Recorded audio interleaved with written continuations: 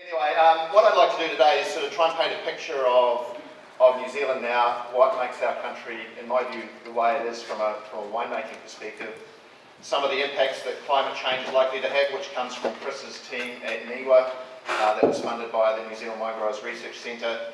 And then from that, pick out some of the things that I think are our greatest challenges as we move forward in a bit of a provocative sense, because the wonderful thing we have here is we do have time as long as we start acting now. So if you ask most wine drinkers of the world what they think of New Zealand, they think of refreshing, vibrant, flavoursome, good value Sauvignon Blanc. As winemakers, we tend to think of it a bit deeper, but I think it quite similar. To me and to many of us, we see our wines as having high-toned fruit-derived aromatics and flavours, purity, energy and freshness when compared to the rest of the New World, where fruit, sweetness and more weight is a stronger trait. The news is pretty good here, and it seems that the traits we love in New Zealand wine, our USP, as it were, are almost entirely related to one thing, our place.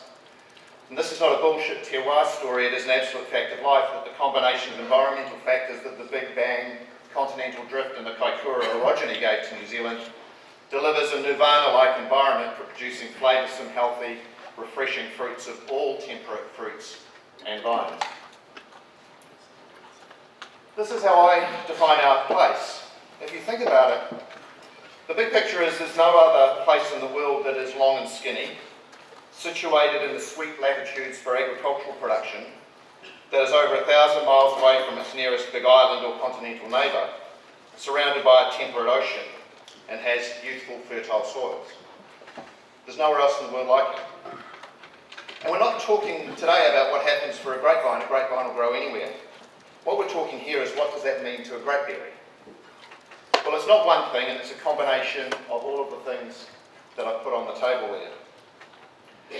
It is this combination of what our environment does on the impact on climate around moderate temperatures, good rainfall and humidity, high sunshine hours and high UVB light, which in our environment is mostly a positive, and youthful soils that is unique to New Zealand. These environmental factors are nirvana for a temperate fruit tree or vine to produce fruit with lots of flavour and aroma compounds, high levels of refreshing acidity, and ample health-giving phenolics. So we've been lucky if we wanted to produce these sorts of wines. We have found the best place, and to be honest, have been able to find a way to grow the grapes and make the wines to capture most of what nature has provided us.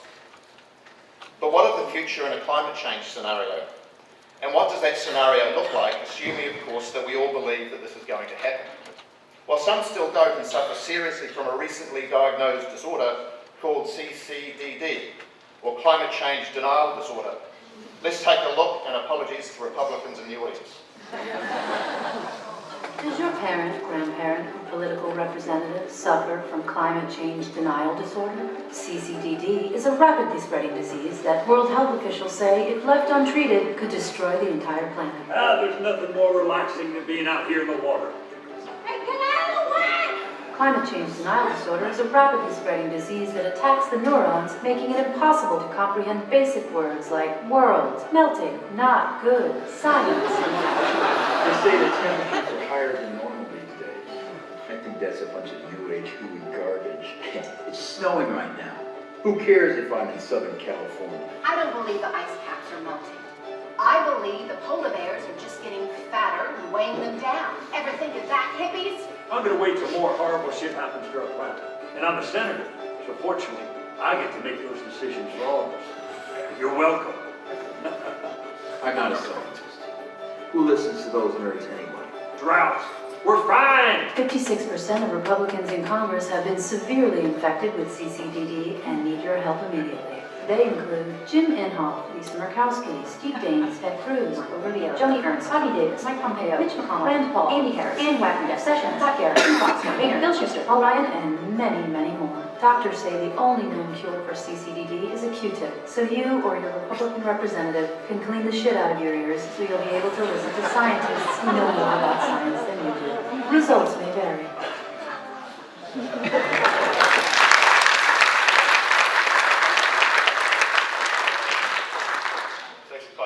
Some of that shit they do think like that, but anyway.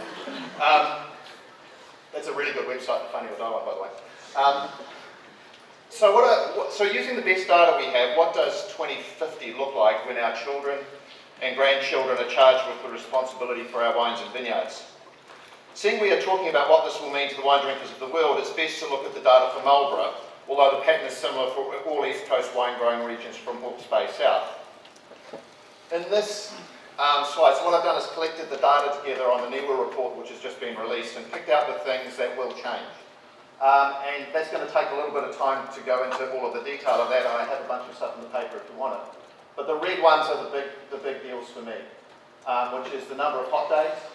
And remember, we're talking about a grape berry here. We're not talking about a grapevine. Grapevines can grow anywhere. We're talking about the impact this has on a grape berry, on the flavour and aroma compounds that we need.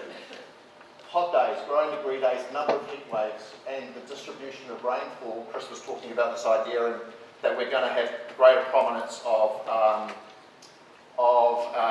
cyclones potentially in March and April. So those are the things to me that are very important. So it's going to be warmer all year with an increase in hot days and heat waves in summer before grazing. It's going to be drier in the spring and wetter in February and April. Our vines will use more water, there will be more energy in the system, we will have more dramatic heat and rainfall events when we don't need them. So what does this mean?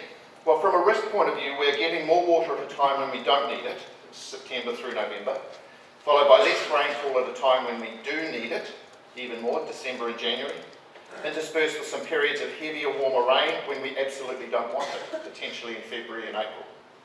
This will occur at a time of increased heat waves, maximum temperature and lower relative humidity, creating a potential double whammy impact on wine style. The risk here for Marlborough Sauvignon Blanc is the vines get water stressed and hot at a time in January, February and March that causes real damage to the delicate aroma, flavour and acid compounds that define our wine style. So what concerns me more than anything with climate change is this impact of extra heat, drier environment, more stress on the vine, lesser availability of water, and the impact that has on wine flavours. Because in my experience, stressing Sauvignon Blanc during that period is almost the worst thing you can do if we want to make the wine styles we want to make. The increased energy in the system will create vines with even more energy and yield potential on high potential sites, pushing the boundaries even further in an often already overcropped scenario in my view. Disease risk becomes more elevated, especially with botrytis and powdery mildew, which are two of the most dilapidating diseases for wine quality and purity in Marlborough Sauvignon Blanc. I believe we have seen glimpses of what the 2050 scenario might look like in both 2017 and 2018 vintages, which were some of the most challenging vintages of recent times. Everyone feeling pretty good about life at this point in time? Well, actually, I remain pretty positive, because we're not talking about an immediately imminent Armageddon here, as we have a generation to warm to the task. Can I get a joke? No. But we do need to realise something along these lines is going to happen. And it's going to increase the risks of being able to deliver consistently what the wine drinkers of the world expect from us. I'm a great believer in the human capacity to solve problems with insight, ambition and science. If we truly believe in our country's potential to be the world's wine drinkers' go-to place for refreshing aromatic white wines, we had better start on that insight, ambition and science now. If we believe that climate change could impact on our value proposition, and that value proposition is determined largely by the combination of our place and our human capability, then there is only one thing that the leadership of our industry should be focused on when investing in research to minimise the risk of climate change, which is protecting the future of Marlborough Sauvignon Blanc by building a world-leading ecosystem that understands the impacts and comes up with solutions that climate change might throw at us, specifically related to temperate white grape varieties and Sauvignon Blanc. This is the big picture strategy, but what are the important pillars of achieving it? Well, first of all, it's not a one-trick pony. This is a complex situation and probably has a relatively complex solution. The following are some of the pillars that I think are really, really important for us to focus on. It's interesting that my number one point is water security that we're talking about on the day that the Southern Valley's water system just got shut off this morning. We cannot survive without irrigation. We need to invest in identifying and building a regional solution to securing a fit-for-purpose sustainable water resource for Marlborough vineyards. By 2050, our river takes and many bore takes will not be fit for purpose when we need water, and will not have the social licence for extraction and use of that water. It's not as if New Zealand as a country will become dry, and in fact it's likely that less than 100 kilometres away from the Renwick pie shop, rainfall will increase significantly. We need to harvest this plentiful water at times when nature gives it, but does not need it to sustain the environments where the rain falls, and then reticulate it to our vineyards at a time when we need it. Well, this may seem as an overly ambitious and expensive project, but when you have more than $5 billion invested in the vineyards of Marlborough, it is prudent and necessary, as these vineyards are simply unsustainable without a secure, sustainable, fit-for-purpose supply of water.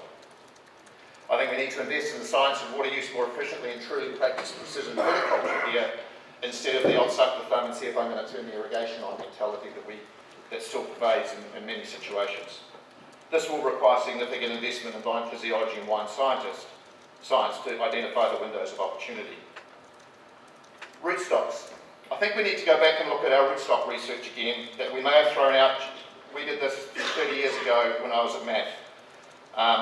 We need to relook at it because we may have thrown out, due to long vegetative cycles and excessive vigour, rootstocks that will show much better vigour, drought resistance and potentially better retention of acidity and flavour compounds in a warmer, more stressful world.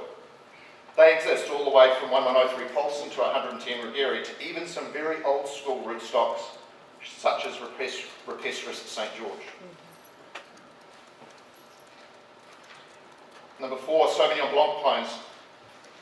Clonally speaking, there has always been no proper climate change scenario evaluation of clonal material present in New Zealand or indeed globally. And the New Zealand Sauvignon Blanc system is largely based on one selection. New Zealand needs to become a reservoir of Sauvignon Blanc genetic material, and this needs to be evaluated under these climate change scenario elements to see how they respond at a flavour, compound, wine quality and style level. This is long-term, continual evolving serious science that is critical to our future. Genetics, now a dangerous space. We need to use the acceptable genetic science tools that we currently have at our disposal to manipulate the genetic makeup of these rootstocks and Sauvignon Blanc clones to elevate traits that we need for our future. These genetic traits may be in dealing with environmental stresses or elevating delicate flavour compounds. This is long-term science, but if we're serious about our future, we have no choice. By acceptable, I mean technologies such as the field of epigenetics, where genes are turned off or on by either environmental or chemical stimuli, through to the stimulating transposons or the jumping genes, both of these techniques being able to impart traits that can be inherited in offspring. We have the science capability in New Zealand right now to do this, and neither are regarded as GM techniques. We haven't got real time to go into the GM status. We might talk about that in the question time, but there's some interesting comments there that I can make under question time if you want. Number 6, detritus. I can see this looming as our greatest single issue on an annual basis. Detritus in Sauvignon Blanc juice seriously compromises the opportunity to make a dry white wine with real purity, clarity, freshness and expression of place, our New Zealand USP.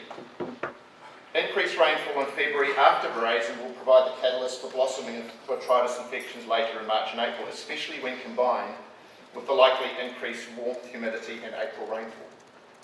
It is challenging because the ability to access new chemistry or increased use of synthetic control agents simply does not exist in today's natural world. We need to be smarter in how we use these control agents and other vineyard management techniques such as leaf removal, flower cap removal, biodiversity cover crops and agroecology to minimise the risk. The current broad acre, high yield commodity-like approach to some of Marlborough's Sauvignon Blanc viticulture will become seriously exposed in a high pressure botrytis and calorie mildew world. I think we've had it too easy and we need to change. I can hear the naysayers reveling in the aisles. He's talking about lower yields and increased costs putting us out of business. Well, if you look at things from a cost-only perspective and commodity bulk wine and low margins, that will be the case. However, if you look at it the profit equation from a view of increasing value and having much better gross margins, then cost does not become the full determinant of profit. And from a long-term sustainable enterprise perspective, the more desirability you have in the consumer's mind, the more value you can extract from the consumer, the more potential margin you make, and the option you have to invest in production costs to ensure the product you make is good, is greater. Higher value leads on from point 6. Invest in securing increased value from the wine produced to allow us to move away from a portion of production that is in this bulk wine commodity space, where cost of production is critical and is exposed to climate change risk. Where is the Marlborough equivalent of Silex, Persang, Pavillon Blanc, or Cheval Blanc's new 100% Sauvignon Blanc from Saint-Emilion that has just been released on allocation at €100 a bottle? This is just not about whacking grape juice in a barrel and fermenting it wild. It's been an 8-year project for Cheval Blanc, from viticulture through winemaking, through packaging and brand building. It is exceptional execution. This is not marketing or business rocket science. While these wines are made in small, although not tiny volumes, they have a considerable halo effect and build value for the category. Increasing gross margins through capturing more value helps significantly in providing investment into mitigating significant climate change. That's pretty good for me, I'm just about finished. There's a couple of other things around precision viticulture and some work around agronomy, and obviously there's a lot of background science that needs to happen here. But what we need is science and investment with a laser-sharp focus in the pursuit of knowledge in this space. It's going to be a fundamental pillar of being able to design a vineyard and wine production system that can deal with the climate change challenges and continue to deliver a compelling proposition for the wine drinkers of this world.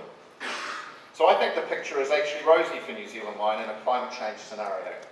I think we should embrace and invest in the challenge. Our children and grandchildren deserve that commitment from us. Thanks.